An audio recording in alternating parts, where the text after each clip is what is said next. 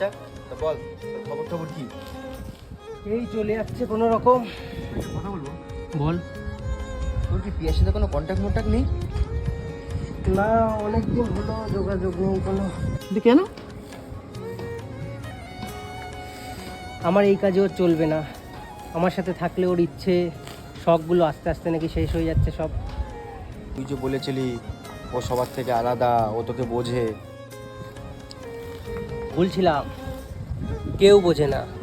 একটা বেকার ছেলে যখন স্ট্রাগল করে আর তার কাঁধের উপর যখন রেসপন্সিবিলিটির ঝড়টা এসে পড়ে, সেই ঝড়ে তার কাছে সব মানুষকে উড়িয়ে নিয়ে চলে যায়, কেউ থাকে না। তাই এবার তুই কি করবি? কি করব? একদিন সব ঠিক হয়ে যাবে এটা বলে মনকে সান্ত্বনা দেবো।